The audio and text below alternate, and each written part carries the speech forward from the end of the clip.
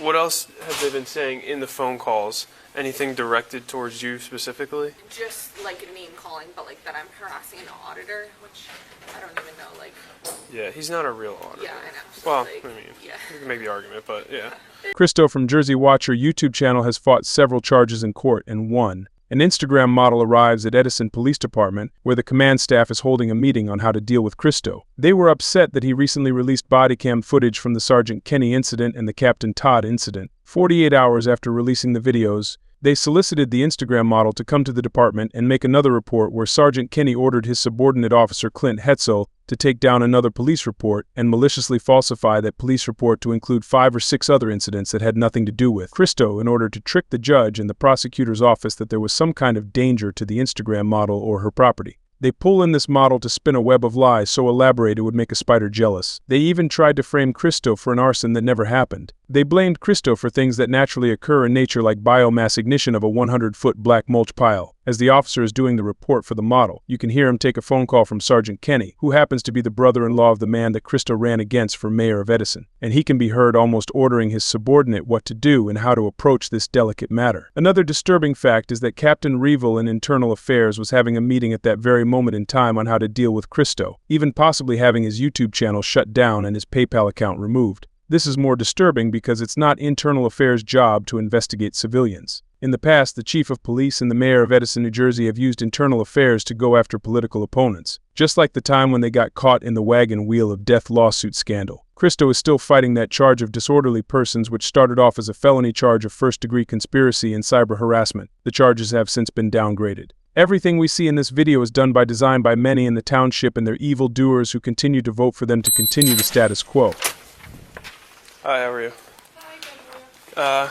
Harassment report, right? Yeah, I guess you, like, I was talking to, I don't know if I spoke with you or it was, Russell, I think his last name was? Probably, yeah. He was just saying, like, what options we can kind of, because he was looking at everything last night, or Okay. yeah, it was yesterday, and just seeing, like, what options I had if we move forward. Yeah. Just to either get the video taken down or him, like, so that everything kind of stops with the harassment from other people. Okay. Have you taken a police report before? Yeah, For the harassment? I don't know if it was for harassment. I did 2.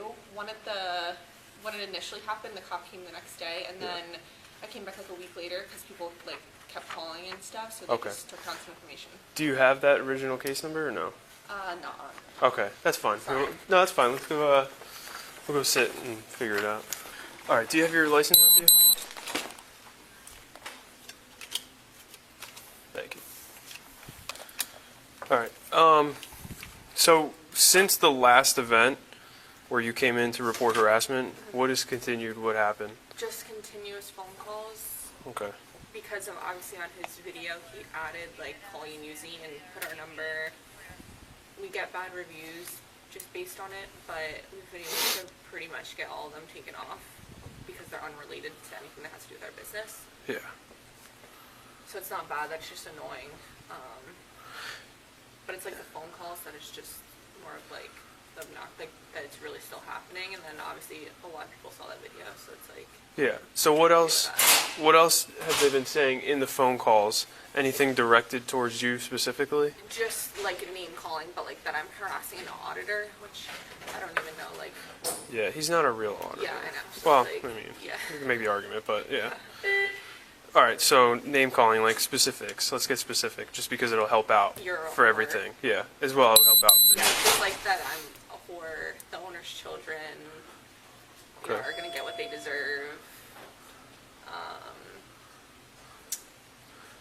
Just that we're harassing auditors, the company's, you know, going to have to pay for it type of thing. It's just all really directed at the company. Like, I understand if it was at me, then it's like, okay, whatever, whatever. But the fact that it's like coming down on the company and like causing a problem for us, where like in the video it says that we're selling contaminated material, which is like not true. That's defamation to the company. Yeah. So it's like it's giving us a bad reputation, and like I don't know, it's just something that's not true. It's like we work so hard at not having that problem. So it's like So when they called you, our police department earlier, did they kind of direct you more towards the company or things that were being said towards you? I think it was more towards the company. Okay. Because it was just kind of like, I think he said that he wanted me to come when the court was going on, because he was going to ask the judge like what's like something that a way that like I can go about this with getting like the video taken down, because it's really stemming from the video, because like that's where the feedback's still coming from. Yeah. So it's like the guy's come back like once, but my brother saw him and he just like went away, so he hasn't come back really. Okay. So I wouldn't say that like it's just still ongoing from that one video. So I feel like that's where it's like the problem. Do you have any copies of the phone calls or? I took down the number from yesterday. Okay. This is one number that's been continuously doing it, or this is just the most recent? This is the most recent one. Okay. So this was yesterday, and it was 316-633-8673. Okay. And I like looked it up, and it said Kentucky. And what did they say specifically? That I'm a whore. Okay, so they specifically named you as Yeah. Okay. And I harassed an auditor.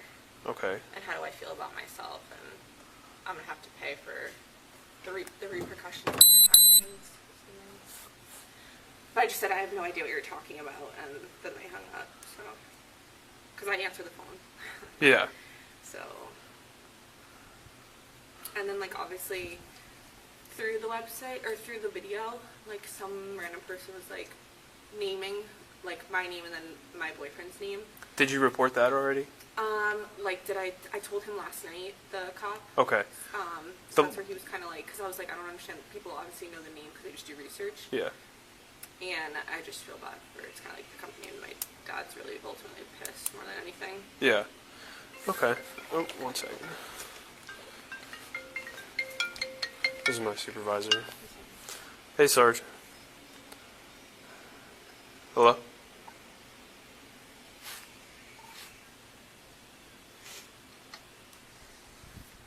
Hey, Sarge. Yeah. Yeah. I'm with her now, in the front.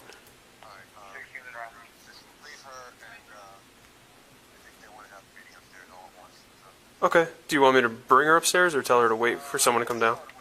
Okay. Okay. Do you want me to go to the back still?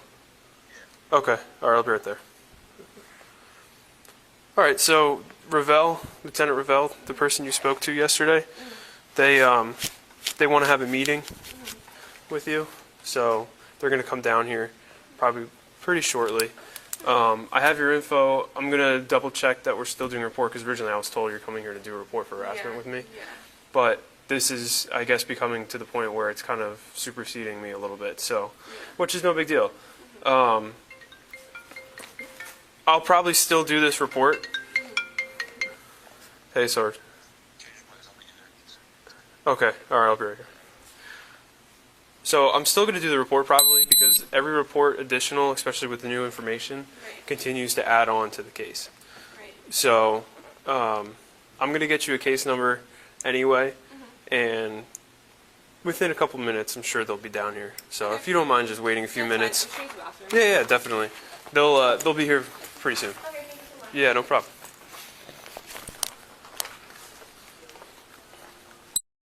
Alright, so wrapping this up in a way that would make even a dystopian novel blush, Christo from the Jersey Watcher YouTube channel is like a protagonist straight out of a Kafka novel, battling against a system so absurdly corrupt, it's almost comedic.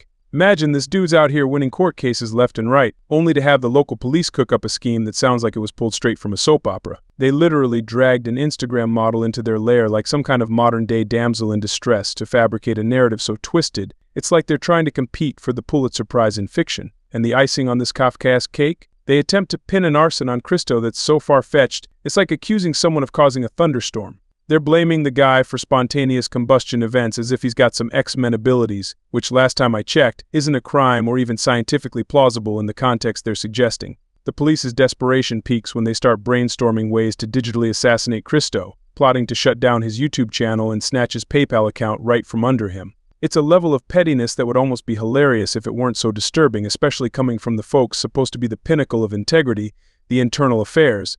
Instead of policing the police, they're brainstorming on how to silence a civilian for policing them. And let's not forget the political soap opera subplot, where the antagonist is not just any corrupt officer but the brother-in-law of Christo's political rival. It's like watching a chess game where one side doesn't realize the other player has been swapping out pawns for queens while they weren't looking.